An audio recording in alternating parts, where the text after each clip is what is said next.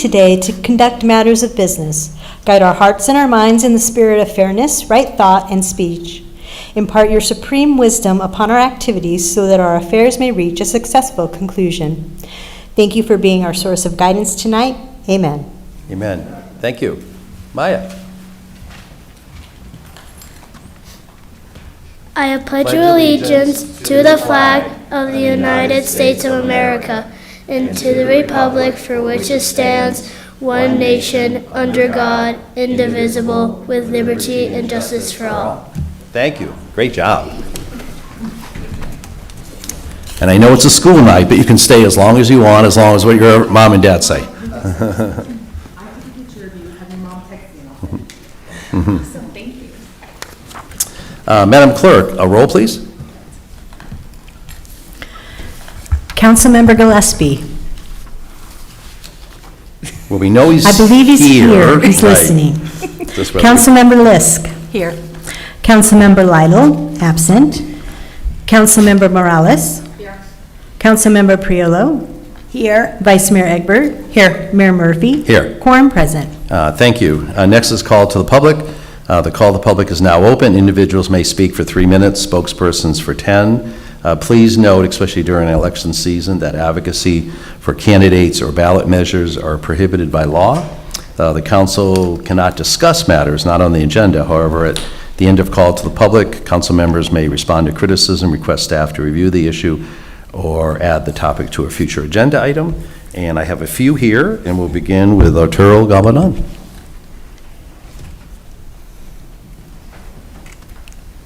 And there's that, the button right there, that, nope, down. Is it sure it's not on already? No, the podium you can raise to you if you want. But Well, we're fine. You're good. I think it's clear. Okay. We're good, thank you. Good evening, Mayor, council members. I'm here tonight to invite and to thank you.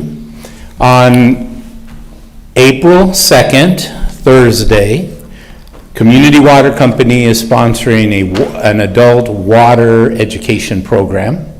We have invited the Department of Water Resources to come in. We have invited the Central Arizona Project to come in and speak about, where the pipeline projects, where the project stands now. And we're also going to have a really special program of a couple employees of Community Water Company doing a water conservation program, which I think is just going to be excellent. I want to thank the council and your staff because we are doing it in this location, and it'll be at 9:30 in the morning on Thursday, April 2nd. And until what time do you think it's going to last? We're planning to 11. Okay. An hour and a half is. Thank you. Thank Appreciate you. Good evening. Thank you, too. Dave Ruiz?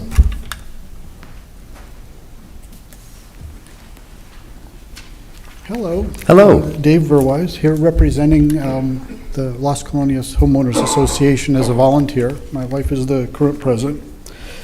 We have an issue that needs, at this point, the council's attention. We've been communicating with the staff for about a year to try to come to a resolution long-term for this. And so far, we just haven't been able to do that. So we're going to ask the council to get involved and possibly appoint a committee to study this issue and make some decisions. To make a very brief overview of what we're dealing with, the town took over floodplain management some years ago, and then in 2012 passed a Riparian Preservation Act that dictates what you do and don't do in the wash when it comes to maintenance and pruning. The root cause analysis here of what went wrong is pretty simple. That relies on a map generated by the town of the washes and riparian areas and non-riparian. Now, this is the map. There's no way you'll be able to see it without looking at a computer. But this right here is a wash that is labeled riparian. It continues into our development across the street where it's not. And the rules for maintenance are completely different. So we've basically exhausted all of the reserves trying to comply with a letter that was sent to us from the town in 2021 when it came to maintenance. So it's created a financial crisis. The HOA and the board is very, very limited in what they can do. We can't simply raise the dues. And we certainly can't take a recurring cost and try to pass that off as a special assessment. So we need to come to some conclusion. We've been complying with this for the last 4 years in the hope that something can be worked out, but we're flat out of time now. So respectfully ask you to appoint a commission, hopefully 1 or 2 members of the council and staff, to have some meetings and hash this out and figure out a way forward. And you may find that there are some other inconsistencies in the map that might have created some confusion in some other areas. But if any number of people have my number and contact information, so let us know, and we'll be there. Thanks. Thank you. Appreciate it. Next, I have Barbara Tyson and Karina Carranza. Oh, I'm trying. And you asked to come up here together, so welcome. Thank you, everybody. I just want to say we did not come prepared. We thought somebody else would be here, so that's why we coming together, so bear with us. My name is Karina Carranza. I'm a resident of Sahuarita for 19 years. I've lived at the Santa Rita Villa Association. The entire time of that time, the entire length of the 19 years, Thomas Cram has been the board treasurer. To this day, we don't know where our money's going.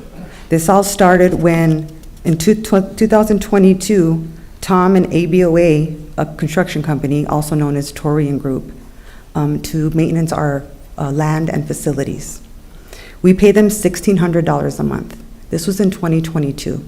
About a year ago, I issued a town enforcement with the town of Sahuarita for the debris that was in the water basin, and the rest of the grounds were included in that enforcement.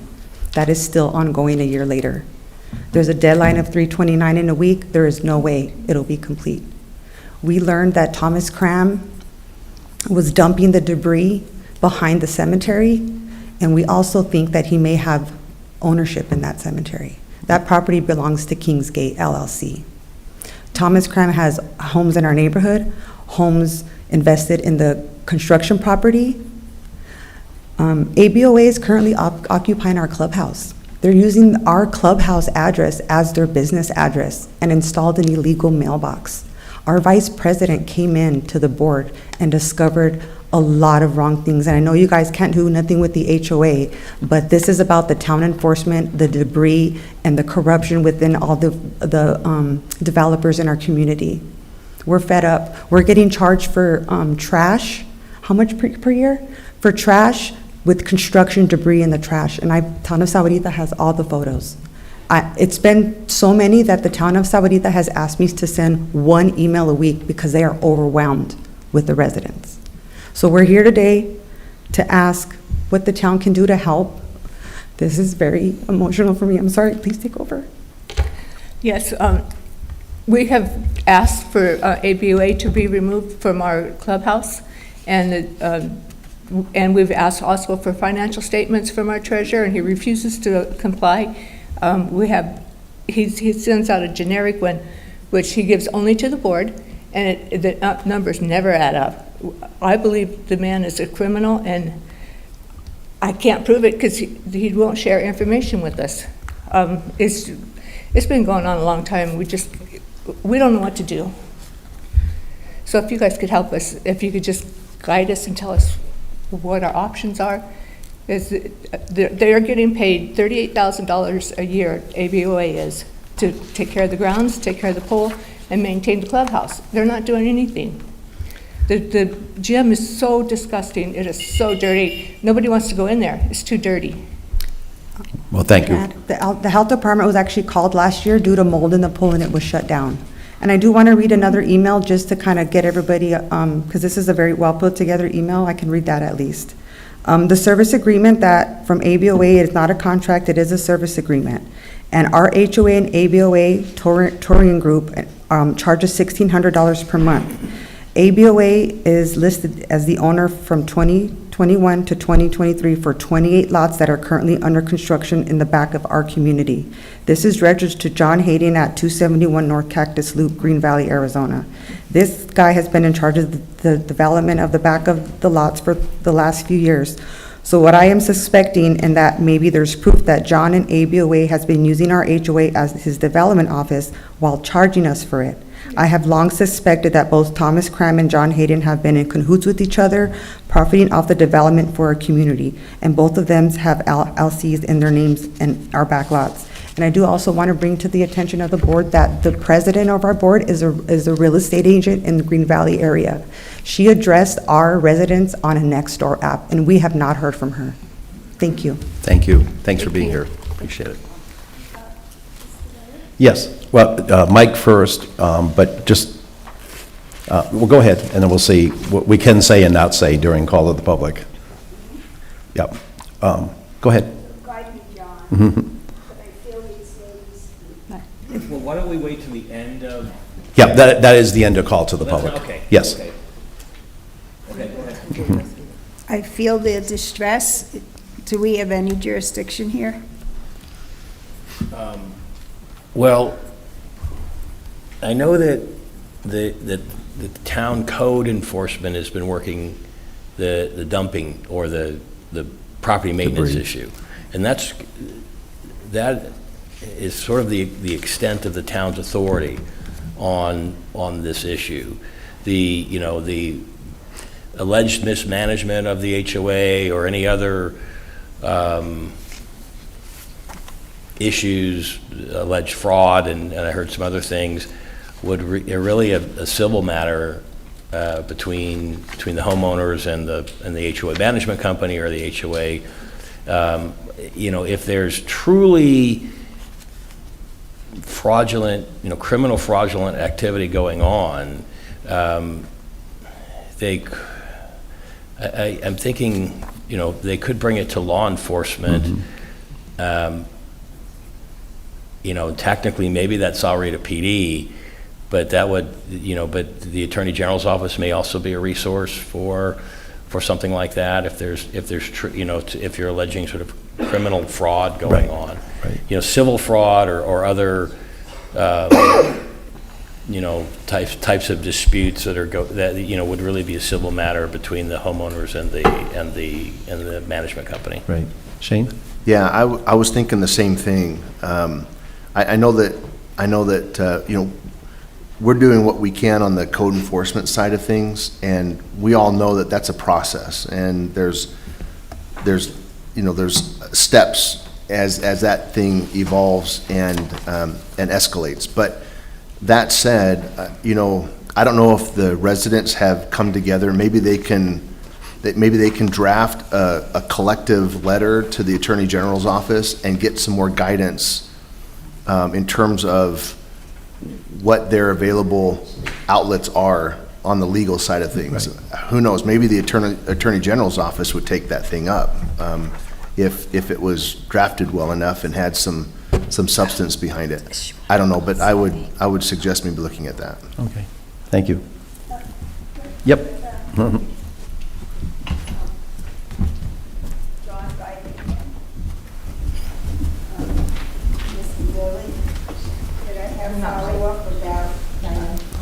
Mike.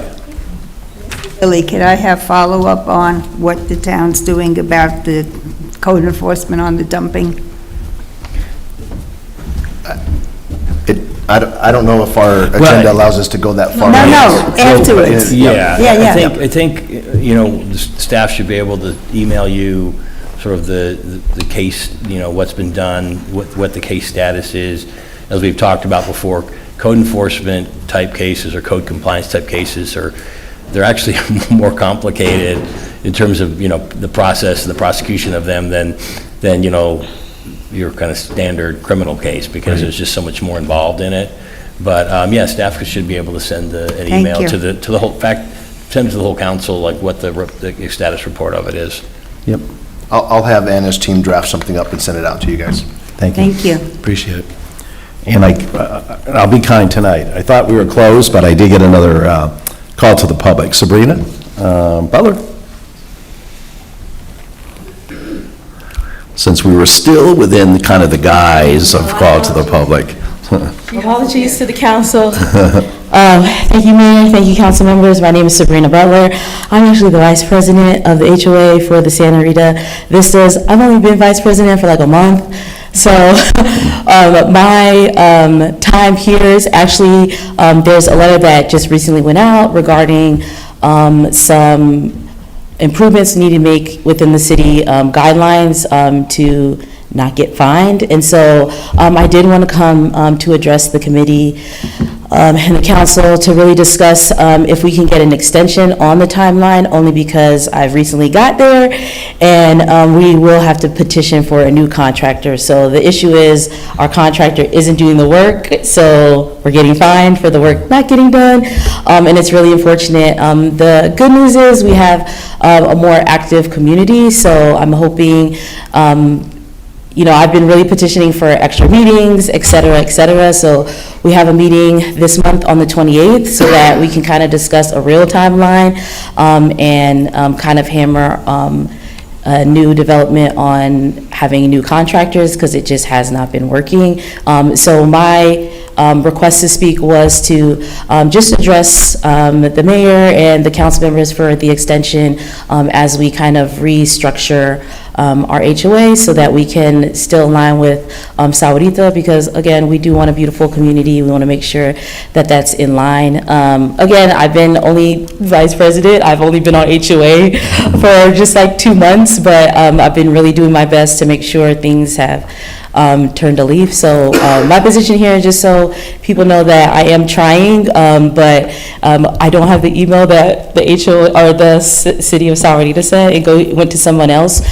So this is just my ploy to say we are trying to work on it. I have a meeting on the 28th to have like real timelines set, real deadlines, real forms completed, and hopefully we can start bidding for new landscaping. So Thanks. And now, unfortunately, call the public, we can't get to a dialogue. Yes. But maybe the staff can add or talk with, someone's waving in the back, so come see the waving hand afterwards. Okay, perfect. Thank you so much. Thank you. Thanks for being here. Appreciate it. Okay, that was all the cards I have, so we'll close the call to the public. And we're going to go to council member reports, but we're going to start off with the vice mayor and myself really quickly, and we'll go down to the podium.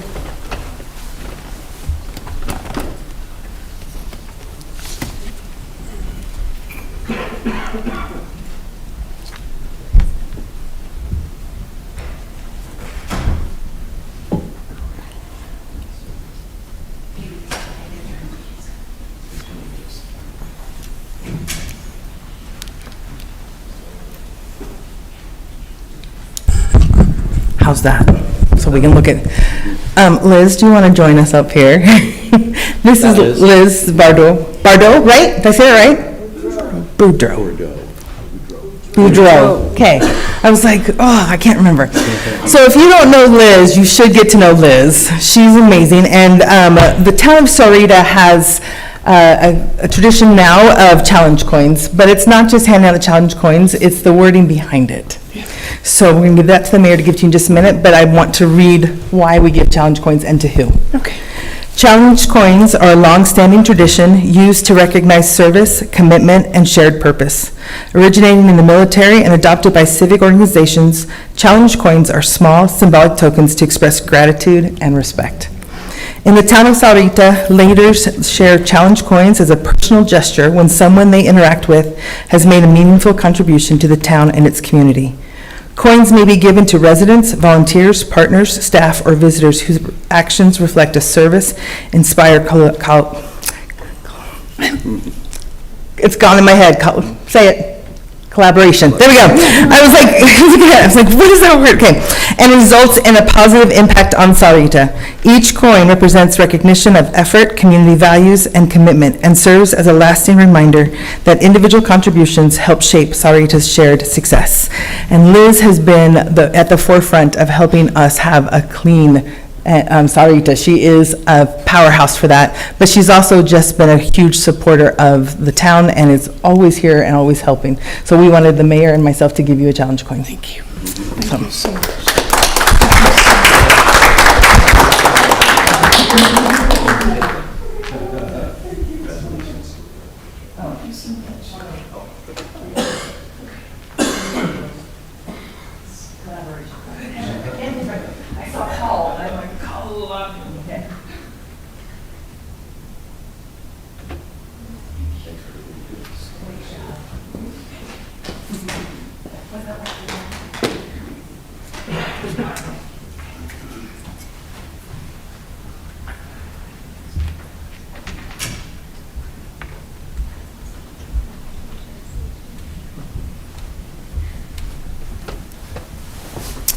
And can Dr. Gillespie, can we hear him yet? I didn't know if I wanted to start, I wanted to start with him if he had any comments.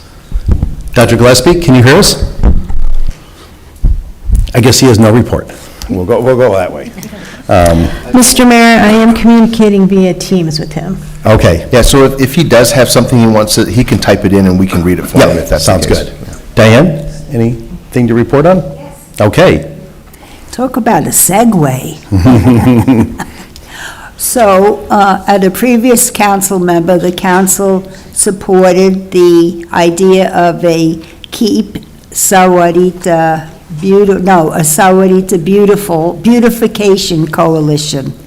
And I have been working with Liz Boudreau with that regard. And next week, Councilmember Lisk and I are going to be meeting with Liz Boudreau, and we're going to brainstorm and put forth a letter to the other 58 members of this group that Councilmember Lisk and I are a part of, the Civic Craft Leadership Program that we're in. And I got permission from the leader of that program for us to contact the other members, which consist of other mayors and council members and vice mayors throughout Arizona, to pick their brains about what beautification projects they may or may not have in their communities, to learn from them, to not reinvent the wheel, and perhaps come away with ideas for implementation here in Sahuarita. So what a segue. You couldn't have planned it better. Beautiful. Thank you. Debbie? Liz, remember when I told you I had something for you? That's what I had for you. You should have come down with us too. Right. I wasn't invited. But thank you. You're awesome. I want to give kudos to Parks and Rec. They had a vendor event on Thursday, I think, on the 5th.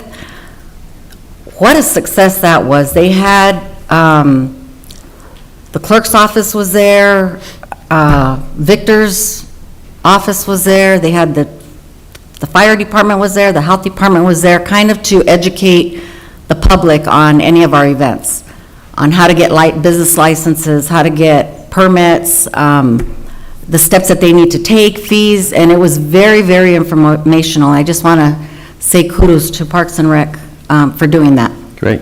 Thank you. Always trying to improve, right? That's a good thing. Kim? Nothing? I just had a couple, the PD and I had a very informative and interesting tour of the Gospel Rescue Mission that hopefully helps our officers know where to connect in resources, to break the cycle of homelessness or whatever it might be. So I was really appreciative of that. Kind of in that same light, the Fred Acosta Job Center had an open house just a week or so ago, and I was able to attend that, and all the good work that they do, especially with disconnected youth and such, to give them a path to prosperity. And also I attended the Pima Community College Futures Conference, trying to look, putting together, I guess it would almost be their long-range plan over the next 5 years on working with communities and K-12 school districts on how they can help and maybe improve as they move forward. So all of those were really great informational events. Shane, did you have anything? Oh yeah, I'm sorry, I forgot you. I just have one small thing, two actually. If you have not donated to the Sahuarita High School Band, please consider doing that. They're getting there, but I know, but think about what you could give, $50 or whatever, $100, just to help these kids out. And the other thing I wanted to recognize is, for those that are of Christian faith that celebrate Easter, there is a free concert, an interfaith concert. They're doing the Lamb of God, if you've heard that musical, and it's free. It's at Santa Rita High School on March 27th. and the 28th and the 29th.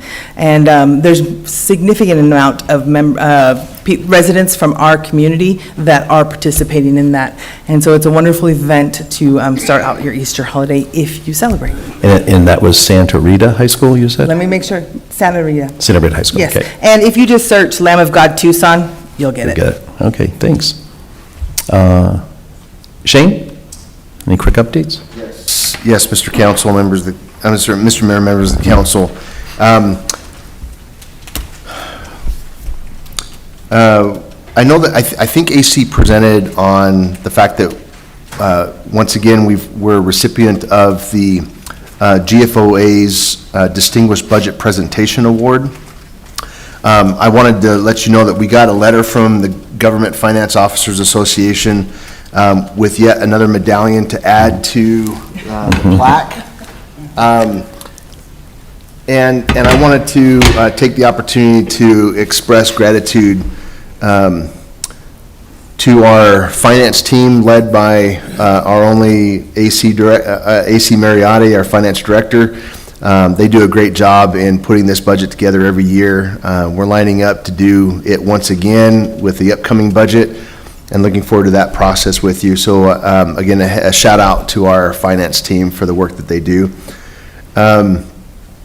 Wanted to make sure that you're aware on March 23rd, your meeting, your next council meeting, March 23rd, we plan to present the annual employee awards at that meeting. It's always a fun event. And we get to recognize employees that have been brought forward for consideration by their peers. So I think that's admirable. Also on the 23rd, we are going to put in front of you the market study, which evaluated everything from council all the way down in the organization. So that'll be put in front of the council for consideration, and we look forward to that. Over the last couple of weeks, we've been pushing that plan through the leadership team and the extended leadership team. So we're on track to get that in front of you guys on the 23rd. And then I also had the April 2nd announcement on the water discussion. I know that many of you guys have expressed interest, and rightfully so, in the state of water for the community of Sahuarita. I think this would be a great educational session to go to and to participate in. And I'm glad that it's being hosted here at the council chambers. I can't think of a better place for that. And then lastly, RTA Next is right around the corner. The election we're here, and it's only a matter of time before we know the outcome, how the voters voted. So I'm on the edge of my seat. Yep. Thank you. Thank you. And just for the council to know, when he mentioned the 2nd April, I think that's also when that open meeting law training that you were talking about, I think that's the same day. So, yeah, you go from one to the other. So just to be aware of that, because I know a couple of people. All the more reason to make that one virtual. Absolutely, Yeah. and upstairs. And upstairs, yeah.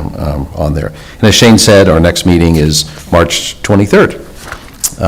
Next is item 7, which is our consent agenda. I'll entertain a motion at this time. So moved. All in favor, signify by aye. Aye. Aye. Any opposed? Motion carries unanimously. Madam Clerk, item number 8A. Discussion and possible action regarding an amendment number 2 to job order contract number 250024 with Sunland Asphalt and Construction. Thanks. And Nalo Nalavali, our Public Works Director, will present this item and hopefully tell us how we're going to fix all of our roads.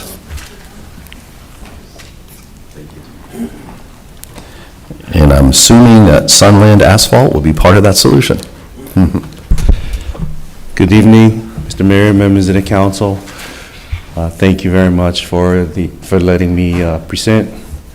The item before you tonight is the second amendment to the existing Sunland construction and contracting job order contract, or JOC.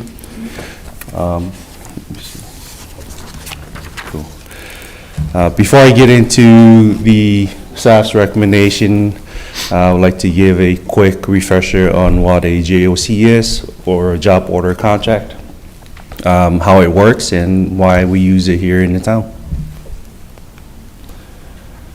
So what is a job order contract? So a job order contract is a construction procurement method that's authorized under the Arizona Revised Statute 34601 to 34610. We use this a lot here in Public Works to basically help move our projects along quickly. The purpose of a JOC is basically to avoid having to go through those lengthy bidding process. It helps us address time-sensitive projects, kind of like our payment preservation program, or if we have a design that's coming up and needs, there's a due date that comes with it. So that's where the JOC comes into play. It's designed for speed, consistency, and transparency.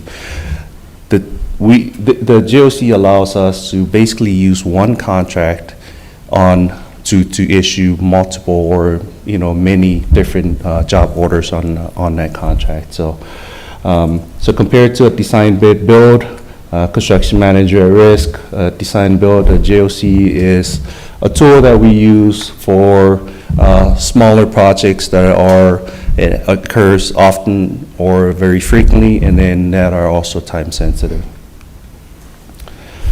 So to set up a JOC, usually we would issue a request for proposals or an RFP.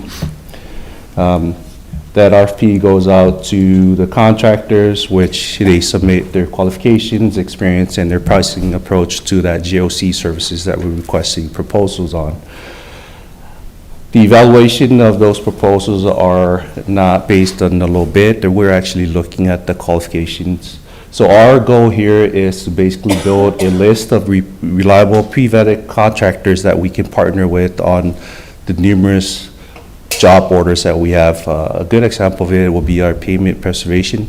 Right here with the item that you have before you, we're asking for a not to exceed amount of $3 million for a period of 2 years for Sunland Construction and Contracting to come in and help out with our payment preservation program.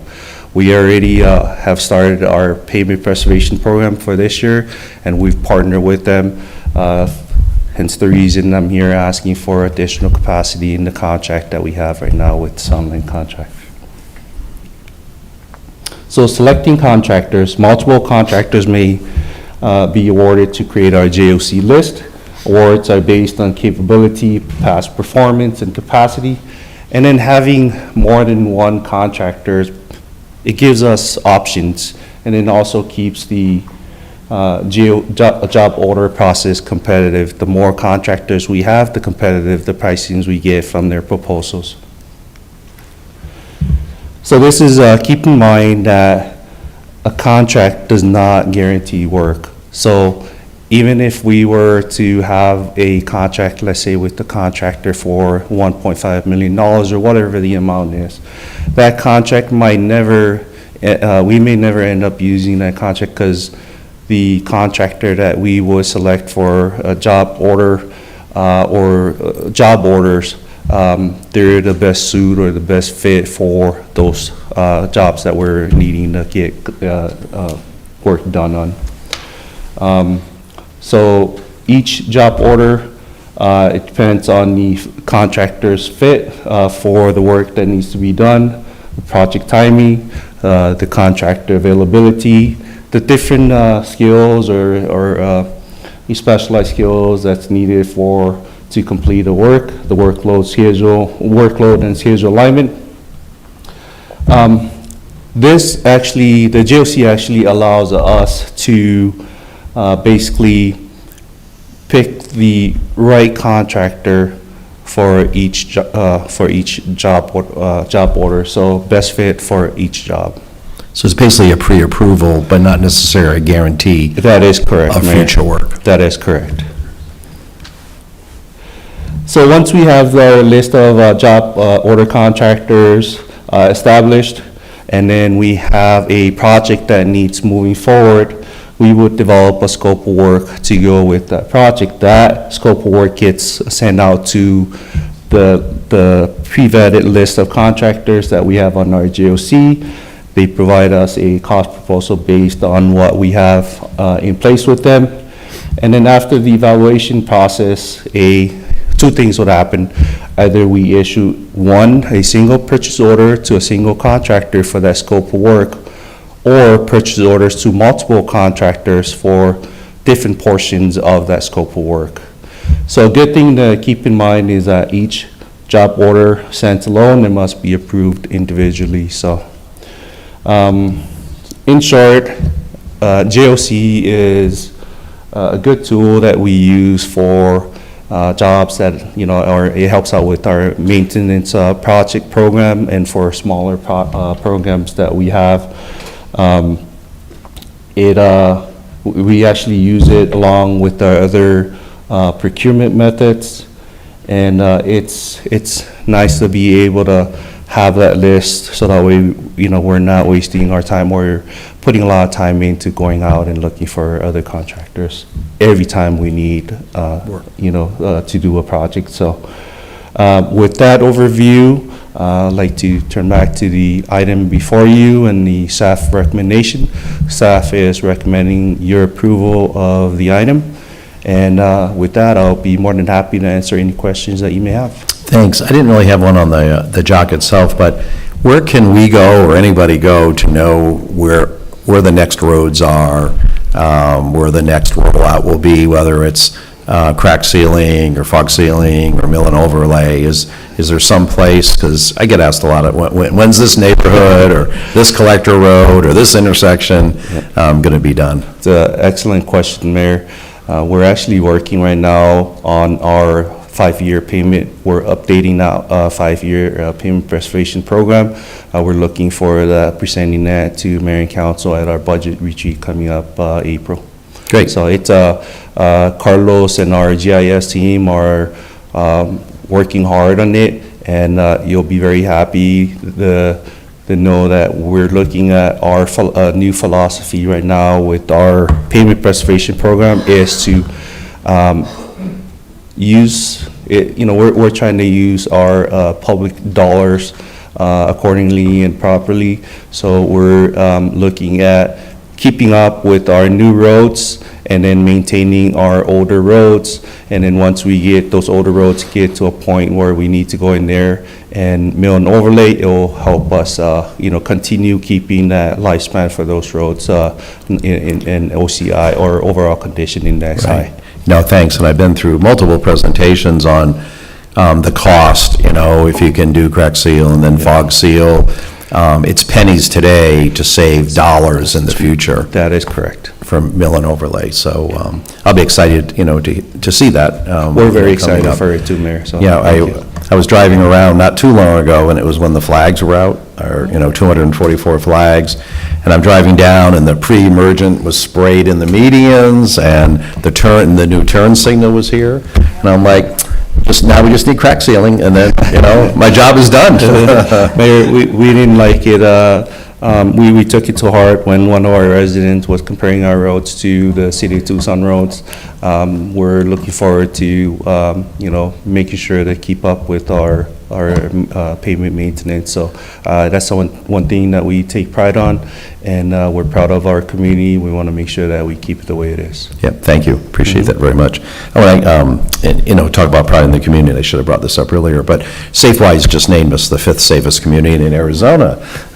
So I forgot to put that on my report, but the number 5. Oro Valley and us were in the top 5. So very proud of that. Thanks to the PD and quality of life, and that goes to roads and this. Do you have questions for Nalo before I entertain a motion? Yes, Diane? So is this? Mike? Is this for a specific job, or is this to add on Sunland Asphalt and Construction as a vetted company, should they be needed to work on the roads? Councilmember Priolo, very good question. This is for both. We actually have an existing contract with Sunland Construction and Contracting. We're adding capacity to it, and then we're kind of looking at the long-term side of it. Our goal is to be as efficient as possible. The less the more we have available, the less we need to go through the procurement process and the bidding side of it. So. And I'm assuming in a lot of cases, if you have one and you have multiple projects, there's economies of scale brought to it. There's one deployment as opposed to multiple To multiple deployments. and things. mobilization. That is correct, Mayor. Mobilizations, yeah. Thank you. Thank you. Any other questions? Shane, did you want to comment at all? Other than, very excited about this, very excited to see at our next budget retreat, and at this time, I'll entertain a motion. I move to approve amendment number 2 to the JOC number 250024. We have a motion and a second. Any further discussion? All in favor signify by aye. Aye. Any opposed? Thanks. Thank you, Mayor. Thanks for the Thank you, Council. continual work that you guys are doing to keep our community looking quality. Thank you, sir. Appreciate it. Madam Clerk, item 8B. Item 8B is being continued to the meeting of 3/23. So we're moving to item 8C, which is the discussion and possible action of the Town of Sahuarita Strategic Plan 2026 to 2030. Thank you. And I see Victor making his way. So Victor Gonzalez, our Economic Development and Communications Director, will introduce and present this item. Good evening, Victor. Good evening, Mr. Mayor, members of the council. I do not have PowerPoint slides, so it's not a death by PowerPoint presentation this evening on the strategic plan, but you should have in front of you a copy of the report, which is the strategic plan 2026 to 2030, Shaping Sahuarita's Future. So if you recall, we met back in November 24th well, let me pause there. Do you have the copy of the plan in front of you? No. No? I do. Oh, on your computer? Yes. You techie you, thank you. Okay. That was included as an attachment in the package, so not sure what happened there. So, I guess this is going to be death by me talking. There you go. Explaining and articulating the plan itself. But as you recall, we met in November 24th here in this council chambers, and we spent maybe about half a day walking through what has been our strategic plan over the last several years. That plan rooted in a number of focus areas that include economic expansion and opportunities, communication, public infrastructure. There was also a community well-being and organizational effectiveness. So those were the focus areas at the time. So we spent some time going through each of those, really as a means to revise and see if those focus areas still hold true for the organization. So really, the strategic plan serves as a roadmap to guide, right, the community and the growth, the investments that we want to make as an organization. And the plan itself is not necessarily a bullet point list of aspirational goals, but again, the plan itself just lays out what is the North Star, right, those areas. It also establishes what our mission is, right? So our mission, which we have in the back wall, so there is something we can reference this evening in this presentation, but right, our mission, as it's stated for us, is right, that the town of Sahuarita is dedicated to being a vibrant, innovative, and diverse community with exceptional municipal and fiscal leadership, public safety, amenities, and economic prosperity that creates an outstanding quality of life for all. And that's a worthwhile mission that still holds true even today and as we move forward as an organization. So the strategic plan is the plan for the next 4 years, 2026 to 2013. The plan itself has the mission statement, which I reference, has the focus areas, and then key objectives. Key objectives, not necessarily SMART goals, but objectives in which guide, right, our ability to get to the vision, which is the focus areas.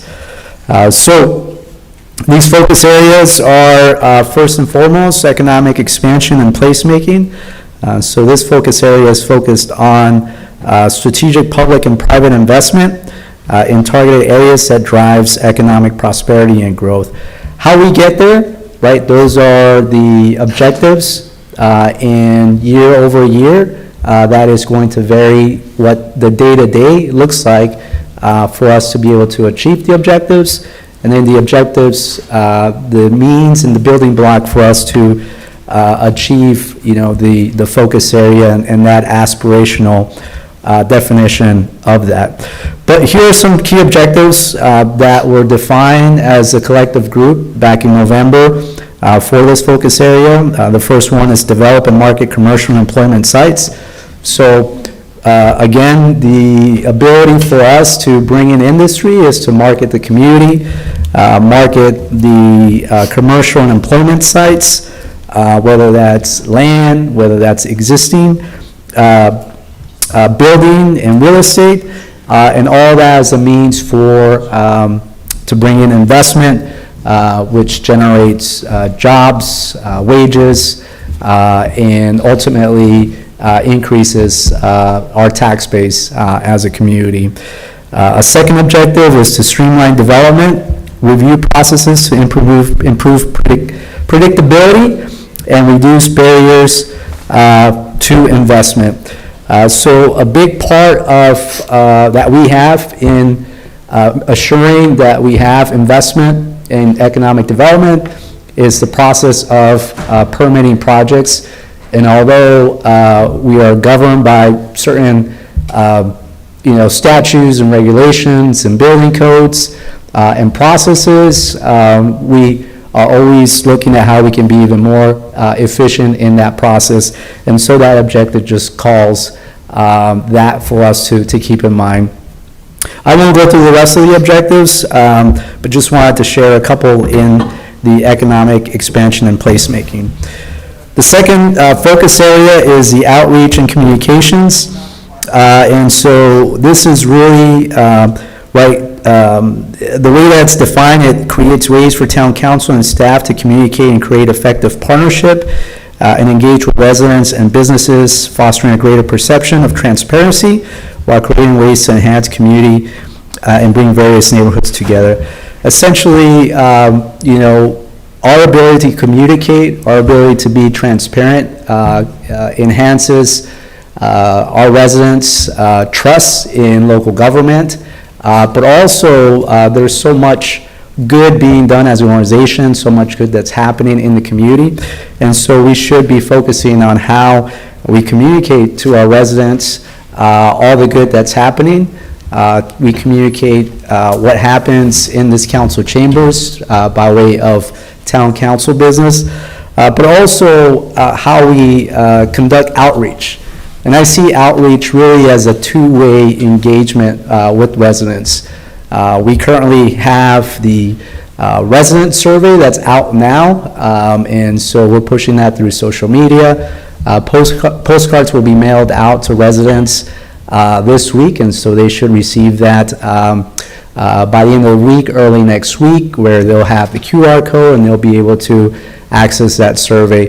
But that's outreach. That's us trying to understand the residents and how we're doing, but also as a means to collect feedback and what they may want to see that we're not necessarily paying attention to.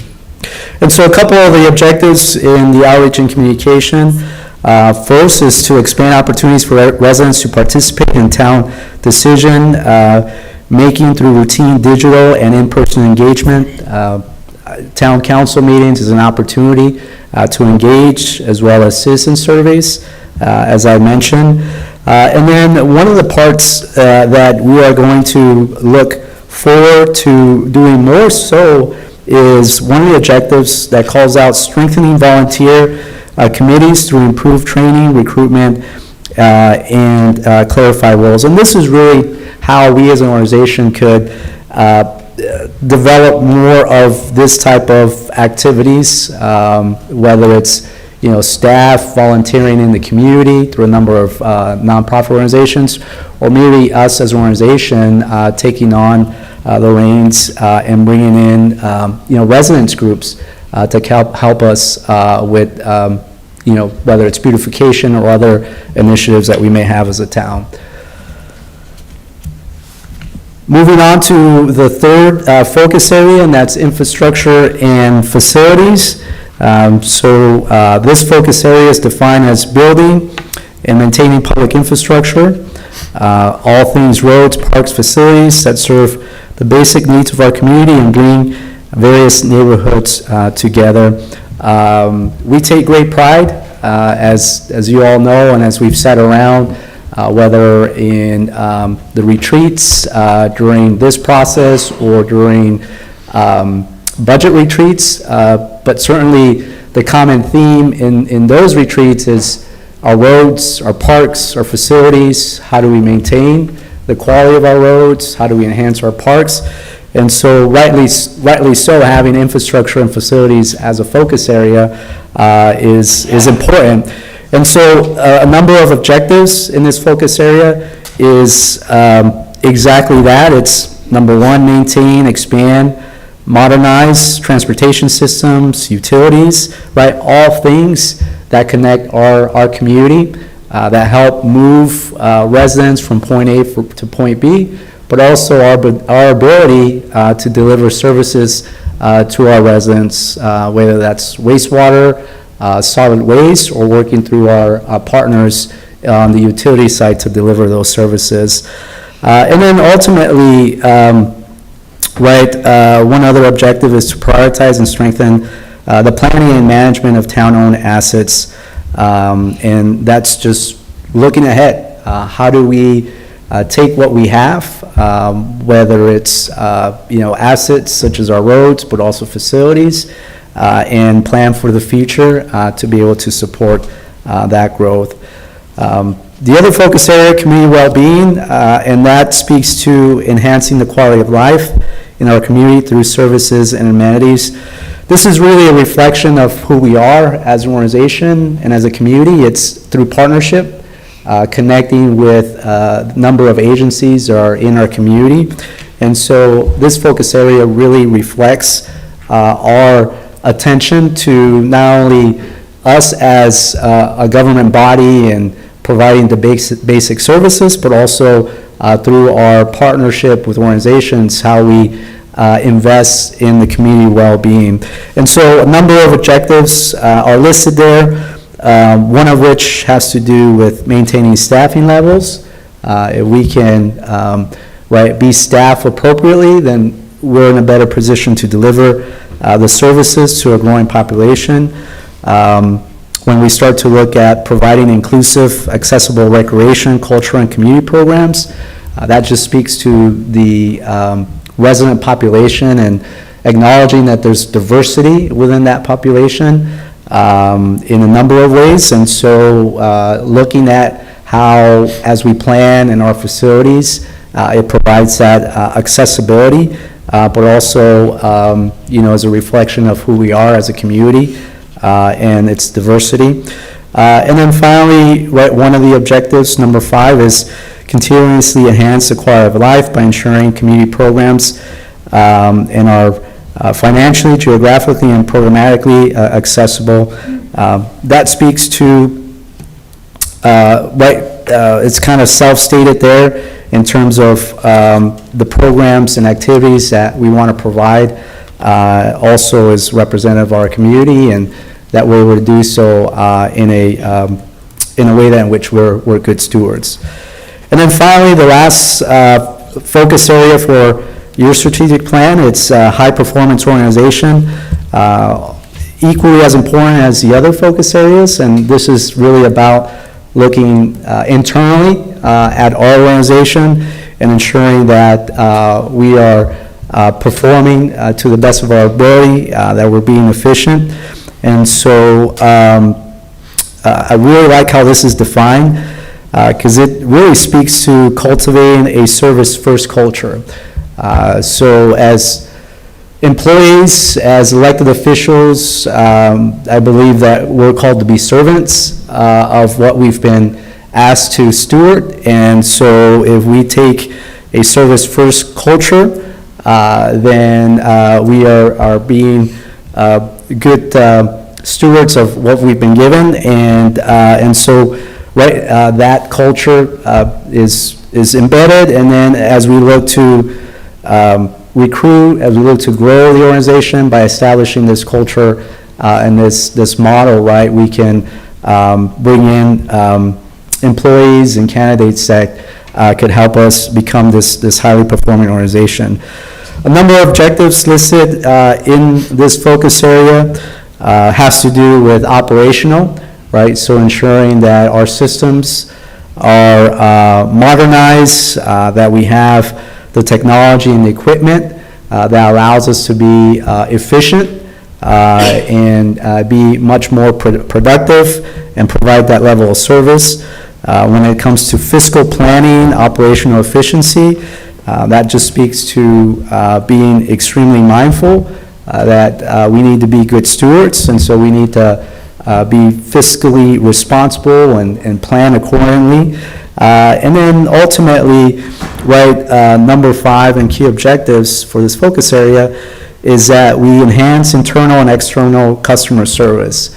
At the end of the day, at least for many of our departments, it's really measured by the level of service. So local government doesn't produce a widget, we don't manufacture. We're very good at interpreting code and establishing policy and the regulatory side of things. But at the end of the day, it's our level of service that we have that residents can see whether that service is good or bad. And so this focus area for highly performing organization is as important as infrastructure and the others. So with that, that's an overview of the 5 focus areas. I apologize for not having slides or anticipating the report being in your packet, but happy to answer any questions you might have. Thank you. Any questions for Victor? I know we've gone over this and had multiple meetings on this. Shane? Thank you, and I wanted to thank Victor. It is in the council packet if you wanted to pull that up on your computers, but I did put it up on the screen a little late, but I got it up there. I apologize about that as well. But you recall this was a timely address of a strategic plan that we needed to update because of our priority-based budgeting efforts. Right. The previous plan had objectives that were very, very, very narrow and difficult to, as an organization, come together to support. And so through the council's efforts with our facilitator, we have these objectives and under the key 5 focus areas that Victor just went over. And this is going to lend a very helpful hand to staff as we push your upcoming budget through the priority-based budgeting system in terms of scoring and alignment with our core values. So, and I know this was more of an adjustment. Do you think in a couple of years? I know you have to get through the priority-based budgeting before we'll have a full-blown strategic plan update or redo as a whole. We did reset the clock on this. Okay. For another 4 years. Okay. That said, just like we did this one, we didn't quite make it to 28. Right. And there's a good reason for it. If we come across another good reason, we'll definitely bring that back in front of you guys to either overhaul completely or surgically adjust as we did this one. Right. Okay. Thanks. Thank you. Mr. Mayor? Yes. I just have one thing. Thank you, Victor, and all those that were part of this. It was a seriously heavy lift, and we appreciate the end product that we have here. And I'd like to just mention that all of us made it in there. All this at this table made it into the plan, and the mayor must be the favorite one because he got in it 3 times. Oh, okay, of course. The very last one is all of us. Oh, thank you. Thank you for pointing that out. Yeah. Your love. Thank you. This require action, Shane? Yeah, we have it in front of you. It would be helpful and necessary, actually, for you guys to adopt it formally. Rick, I'll entertain a motion to Adopt it. adopt it as presented, I would say. Do you want me to go, or? Yes. Okay. Mr. Mayor? Yes. I move the council adopt the plan as presented today. Second. We have a motion and a second. Any further discussion? All in favor signify by aye. Aye. Any opposed? Thanks. Thank you. Thanks for the team. Madam Clerk, item 9.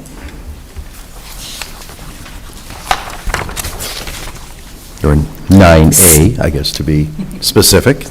It's study session regarding the 2024 International Building Codes, 2023 National Electric Code, and proposed local amendments. Thank you. Anna Cassidy, our Community Development Director, will introduce the item, and welcome Ravi Aaron from Michael Baker International. No, not. That's what I had down. I'll have Anna present and introduce. Thanks for being here. Thank you, Mayor Murphy, members of the council. I am here tonight to give you what we're calling a deep dive, but it's, if you're a scuba diver, it's not a certified dive, it's Discover Scuba. So we don't want to get too far into the weeds, but we are going to talk about some of the highlights of the changes that are coming up with the 2024 building codes and the local amendments. I have here with me Jesus Preciado. He is our plans examiner, building inspector, and he has been a major point person on this project. Andrew Parkin unfortunately had a pre-planned vacation today, so he's not able to join us. But we do have Brian Tardif in the audience. He is our third-party building official. So if anything technical comes up, we've got Brian to help us out. Thanks. And I heard Victor present just before this on, talking about being friendly regulatorily wise and easier, faster, cheaper. So hopefully that, what he said before will align with what you're going to say now. Yes, sir. And we've also got David Godleski in the audience from Saba to make sure that we are staying true to that mantra. And I always appreciate his presence. Thank you, David. Yes, I know he's got a busy schedule, so we appreciate his time. And unlike Victor, I do have death by PowerPoint. That's for okay. you. Okay, so I'll give you a little bit of background on code adoptions. The building codes are a model code, and they are prepared by the International Code Council, or ICC. They roll out a new set of codes every 3 years. Our approach and the approach of most of our other jurisdictions in Arizona is to adopt every other code cycle. The reason for this is that by adopting every other code cycle, we ensure predictability and consistency for the developers, which is important. But if you go longer than every other code cycle, there's a big jump in order to catch up with changes in technology, materials, and life safety standards. So that every 6 years or so seems to be how we thread that needle in an appropriate fashion. So currently we're on the 2018 codes, and our objective is to adopt the 2024 I codes and the 2023 National Electric Code with local amendments. The reason why we adopt these codes is to address modern safety hazards, materials, and techniques. We also get rated by the ISO every few years, and by having the most recent codes, we keep our ISO ratings in a good place. I can't remember if a high number is good or if a low number is good. Low is good. So we keep our ISO ratings low to help keep resident insurance premiums low. And the local amendments are really important because, like I said, these are model codes, and they're looked at on an international lens. So we want to take a Sahuarita-specific lens to those codes and make sure that we're doing what's right for our town.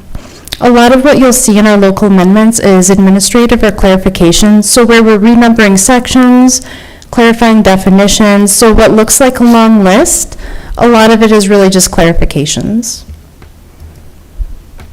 So we've been working on this for about a year. We started reviewing code changes back in March of '25. We've identified a set of local amendments. We came to you for a study session in September of '25 where we gave you an overview of the process. We then went into the stakeholder engagement phase in September and October of last year. So we offered in-person and virtual meetings to our stakeholders. And then we went to the Board of Appeals. The Board of Appeals isn't a required part of this process, but we felt it was an important part of this process. And for those of you who don't know, the Board of Appeals is a unique board in this town because you don't have to be a resident to be on the board. It's a group of technical experts. So we have not implemented a residency requirement because we want to make sure that we're focusing on the technical expertise for these board members. Right. So we went to the Board of Appeals in October and November. We've been working with the Department of Law for legal review and ordinance drafting, which is complete. We also presented to the Saba Technical Committee in January of this year, and we're here tonight with your study session. We'll be back again on April 6th, hopefully for adoption, and then we'll have a 60 to 90-day post-adoption period for implementation and training, and that really allows the designers and the folks who are involved in creating plans to make that adjustment. So I won't read all these out loud. The codes that are listed on your screen, we refer to as the iCode suite. So when you hear us talk about the iCodes, this is a long list of them. And anytime that we talk to our stakeholders about adopting the codes, the first question that we get, and the one that I'm going to address right away, is, are you adopting the new energy code? And the answer to that question is no, not at this time. So what the other jurisdictions in Southern Arizona have done was originally with their adoptions, they stuck with the 18 code, which is what we're planning to do. Some of them have since adopted the 24 energy code. We're not planning on doing that right now. Sometimes we like to be on the cutting edge. This is a case where we don't want to be. So we'll let things play out in the other jurisdictions, see how it goes over with stakeholders, and then at a later date we'll think about it. But right now we're just going to stick with the 2018 energy code. So I'll take over, Anna, from here for a quick overview of what the code amendments entail. It's, like she mentioned, very brief. As far as the 2018 code for residential, the main focus used to be balancing convenience while ensuring safety. When the 2024 came around, one of the key parameters that was brought up was the removal of an outlet in the kitchen island. We decided to remain with the 2018 requirements for safety while adding a little bit more convenience. As you can see in the illustration there, you are now given the option to do the pop-up electrical outlet and give designers a little bit more option and convenience when it comes to the electrical outlets without necessarily doing an outright removal of the requirements. You want to just get to the next one? Right. I'll just say really quick, thank you, from someone that just remodeled their kitchen, thank you. Thank you. And I can't imagine having it where you have no power on an island with all the appliances and things that you, so I appreciate the thoughtfulness in looking at that. You can have an extension cord that goes from the wall. Yeah, that would be safe. Right, and that's why in the 2018 code, they required those kitchen island outlets, was to avoid that exact situation where you're stretching an extension cord across a walkway. Right. But in the 24 code, we thought they maybe went a little too far. Right. So the second question we get after we get through the question about the energy code is, what about kitchen island power? And I think we've arrived at a solution that balances convenience and safety in an appropriate manner. Right. So middle housing, you heard me talk about this just a couple of weeks ago. So I won't talk too much about it, but what we are proposing is to incorporate some provisions for middle housing into the IRC local amendments that would allow us to classify triplexes and fourplexes under the IRC instead of the commercial code. The benefit of that being a reduced construction cost of over 20%, and we're also at the same time supporting general plan policies for future stock of affordable housing. And along with this middle housing amendment, we are proposing adoption of the appendix that has to do with sound transmission.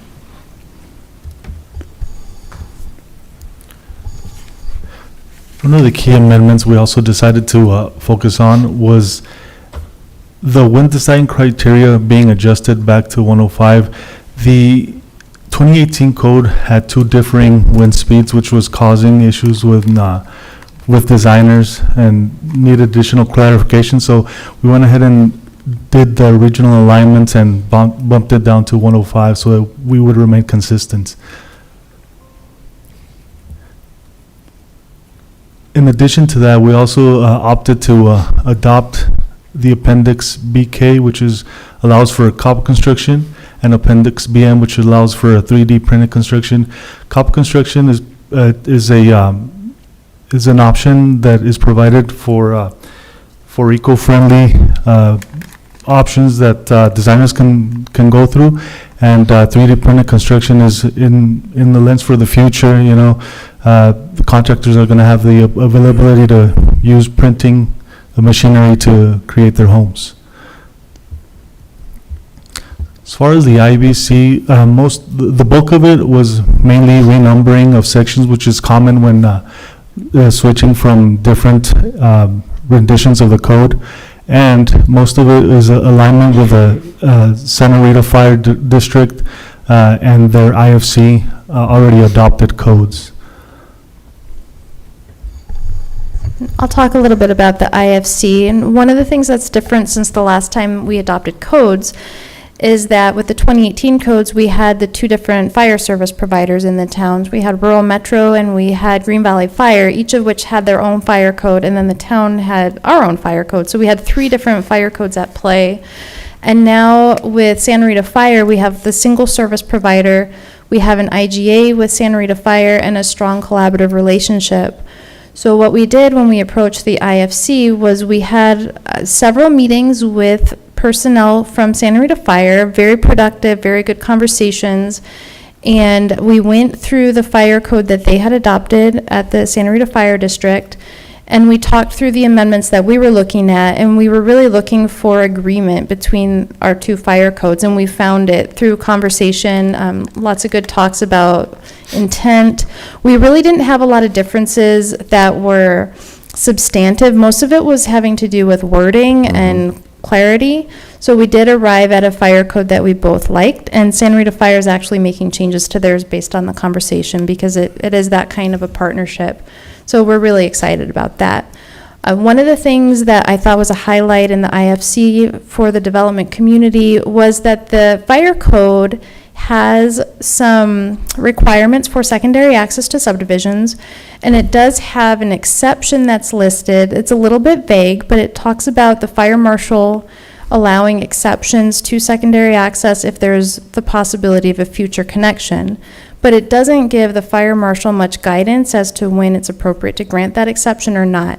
So it really depends on who your fire marshal is. And there have been times in the past where fire marshals have granted it, and then the economy crashes and subdivisions sit there for over a decade without secondary access, and then the next fire marshal comes in and says, no way am I going to let that happen on my watch, so then they don't grant any exceptions. So what we did was we tried to really spell out what are some things that the fire marshal should be looking for and things that we can do to allow those exceptions, but with guardrails, and that provides predictability to the development community as well as guidance to the fire marshal to feel comfortable making those decisions.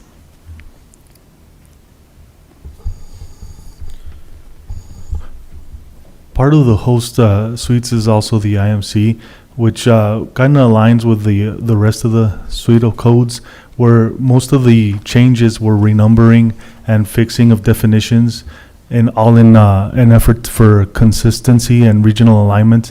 One of the key additions, however, was the marijuana-related occupancies, which now requires facilities to use industrial ventilation and filtration systems to prevent odors from escaping.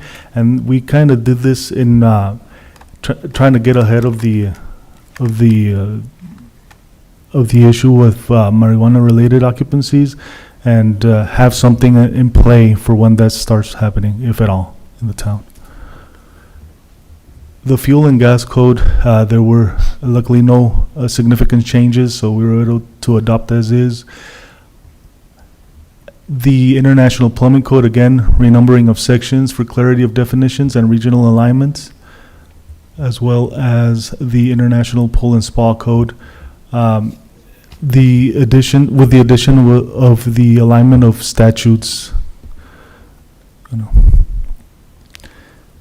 The International Property Maintenance Code, again, renumbering sections, clarifying of definitions, and we added the requirement of the duty to clean and secure vacant buildings and structures, and a section that allows us to ensure safety of vacant buildings altogether.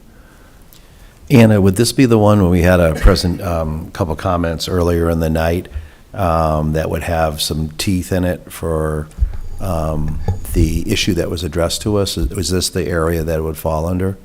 That's a great question, Mayor Murphy. And to answer that question, the IPMC, it relates to Title 8 of the Town Code. So we already have Title 8 in the Town Code that talks about nuisance properties, litter, trash. This IPMC comes into play when we start talking about securing vacant buildings. Okay. So we make sure that also if say a property is demolished, that it's secured, it's fenced off, the debris is removed. So they work hand in hand to keep properties safe and clean. Okay, thanks. One of the new additions to the suite of codes for the town of Sahuarita is the international existing building code, which ensures that renovations and additions to older buildings are safe without forcing owners to meet the standard of building a brand new home in its entirety. And that was an addition to allow the communication between the codes now that we're starting to get existing buildings and remodels. Great.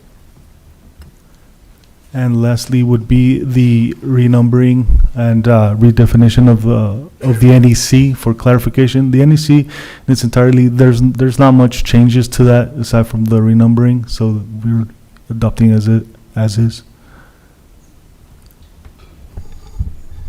So like I said, we had conducted stakeholder feedback. SABA has been generally supportive. We value the relationship that we have with the SABA group. We are still communicating on one question. They had asked a clarifying question regarding vapor barriers, so we are still in conversations about that. I am confident that we will find common ground there. We're not miles apart on this. We just need to work out a few details, so we Great. will get there before April 6th. That'd be nice to see generally go away and Yes. be SABA supported. Yes, out of all of the code amendments that we have, there was only one item that they had requested follow-up on, so Great. we are going through with that process and we'll find common ground. Like I said, I'm confident. It's not a complicated issue. Next steps are we will be back on April 6th for your consideration for adoption. And then as part of that ordinance, we'll be talking about the implementation and training period. I'm probably going to recommend that we do an implementation on July 1, just because it's a nice date for us with it being a new fiscal year. And with that April 6th date, that also gives about a 3-month period for the development community to adjust to the new codes. We could do July 4th for the 250th anniversary instead of July 1st. Whatever the council prefers is okay with me. Just throwing that out there. And then we'll open it up for discussion and questions. Thanks. I'll just kick it off. I just remember years ago when I first was on the council, and this came to us, and I just thought you had to, it's coming down from a high, right? You know, from the lobbyists in D.C., and you had to just sort of, adopt it wholeheartedly. And then I learned, I had a meeting years ago with Christian Price, the mayor of Maricopa City, who happened to come from the development community. And he's like, oh no, we go through this and we look at it and it has to fit our town and the considerations of affordability, which is a lot of conversations that we have on affordability. So if you go for full adoption, right, we go crazy, mandatory 220 outlets for every home to have electric cars. Well, we don't have everybody home that has electric car, or mandatory rainwater harvesting. So I love when we're doing encouraging things, but not mandatory things. And because I sit through many conferences on the cost of regulation, government regulation, and the cost of a new home, and it just sort of keeps going up, which from my perspective goes against what we're trying to do on balance safety with affordability, right?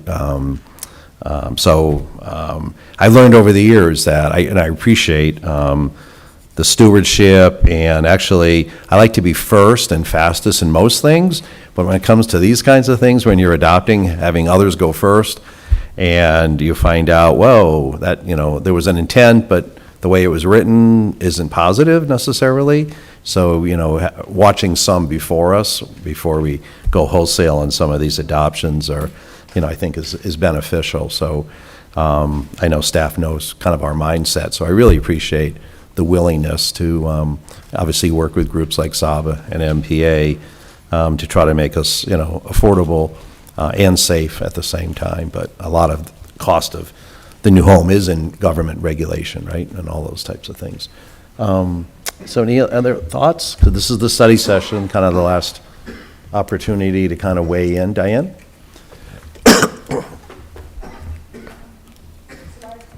Mike, I think? No. I have three things. I'll start with the last one first. You showed, under the property maintenance code, vacant buildings, you showed a photo of the trash outside on the curb. That. So is it in the code that they have to clean that up? I'm looking at Liz Boudreau. Or just call Liz. Yeah, no. Yes, Mayor Murphy, Councilmember Priolo, that is in the code, and that part's actually covered in Title 8. We had a hard time finding a picture that matched the slide, but the trash on the curb is covered in Title 8. I think what we were trying to show with the photo is this looks like it's an abandoned home that's being right. cleaned out, maybe to be renovated or demolished. But that would not be a situation on our streets. Correct, that would be cleaned up as required by our code. Shane? I'd like to put a shameless plug in, though, for a service that we're providing through our solid waste service, and that's the bulky pickup. scheduled bulky pickup. So a property owner like this has the opportunity to schedule curbside bulk pickup as part of the rate that they're already paying. That's there and available today. Thanks. Right. Thank you. Who knows? Yeah, maybe that's what that, I don't know, but. That was pre-solid waste. Let's go cup service half full. Yeah, that's what that is. That's just somebody wanting to take advantage of our curbside bulky pickup. Okay, my second question about the fire code and the secondary access being up to the fire marshal, that you fine-tuned it so it's clearer to the fire marshal and there's consistency through the years as the fire marshal changes. Just help me to understand something. Can the fire marshal approve a community without a secondary access road? Is there wiggle room for that? Yes, yes, Mayor Murphy, Councilmember Priolo, the code does allow that exception, and what the additional language that we wrote into the local amendments does is it gives the fire marshal items to consider if they're going to approve this exception. However, if there's a situation that arises that, for whatever reason, is more compelling to allow it, the wiggle room is still there, but we've created some guidance. Okay. And then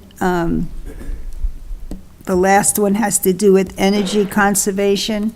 You said that you wanted to remain with the 2018 code. Could you give me some examples about what you mean by energy conservation in this context? Do you have examples of things that were included? In the can you step up to the mic and talk about the 24 energy code? Yeah, I can. Okay, thank you. Maybe some of the overreaches that would have come in the 24 one as opposed to in the, I think that's where the question's coming from. The Yes, 2018. thank you, Honorable Mayor and council members, for allowing me to speak. Yeah, the 24 code, they really complicated how it actually operates. They've given a lot of parameters and additional opportunities to the designer, but unfortunately in doing so, the complexities for a plan reviewer or somebody within the jurisdiction to be able to determine what they're trying to accomplish is extremely difficult. You would have to have a top-level plan reviewer. Too many things would be missed. And I think that would be grievous to the property owner in the end, because costs might go up. As I kind of use the analogy that under the 2018 code, you could put a bullet hole through the side of the building and still meet energy code. Mm-hmm. That would no longer happen with the 24 code. And I'm not saying it's a bad code. I think they have actually found that there's discrepancies within the book. And that's not a good scenario. You can't go to one chapter and then go to the other chapter and say, well, what are they talking about here? It's too complicated, right? And it's conflicting each other. The 18 code, in my opinion, was a very solid code. My recommendation was to stay with the 18 because it's a very solid code. It's not a very expensive building code. You had opportunities to go conditioned attic, which would be a little bit more expensive, but you also don't have to. You could do prescriptive right out of the code book. So I don't know if that fully answers your question, but the 24 code, the complexities, I think they went over the top with it. You know, you're saying something came out of DC that was very complicated and over the top and... An example? No, I'm just Oh, yeah, teasing. no, I mean, I could give you an example, but it would quickly go over I think, maybe the capability. It was a facetious. Correct me if I'm wrong, but if I'm reading in between the lines, the 2024 code perhaps had a lot of the Green New Deal kind of stuff in there? Not so much green. The examples would be energy efficiency, right? Like, if you're gonna put an R38, which would be the energy value in the attic, right? Right. They've gone to like R49. Most of our Arizona homes don't even have a roof pitch high enough to accommodate the R38, right? So what does a builder do? What does the inspector do at that point, right? And to be able to accommodate that, then they say, okay, well, if you can't do that, then we'll make trade-offs, put in better windows, or triple pane windows, or more argon, and then if you take that, but you still have to meet this other section, and it's super complicated. I think, to your point, Anna, it's a book that needs to wait till the next code cycle to let them shake out a lot of the issues that are in there, so. I'm not sure that fully answers it, because the green section it's a much deeper code book too with going green. I think I get the idea. Yeah. Maybe they passed it before they read it. I don't know. That's Well, a possibility. They almost didn't roll out the 24 energy code because of the complexities and the complications within the book and then the discrepancies, but they rolled it out anyway. And in my opinion, they should have done either a little bit more work, but that's my opinion only. There are jurisdictions that are adopting it, and we'll let them figure it out for us and save us a lot of headaches, and when we're ready, just in the next code cycle, adopt it. Right. Yeah, and I think the 18 code is a very viable, excellent code, in my opinion, so. Thanks for for your letting me comments. speak. Sounds like it was a good Thank call. you for, yeah, absolutely. Did that take care of your questions, Diane? Yep. Okay, anybody else? No? So it sounds like we're on the right track. Thanks, Anna, and thanks, Saba, for working with Anna and coming to a resolution and generally going away at the end of the day. Any wrap-up comments, Shane? That means no. Having no more further business, we're adjourned.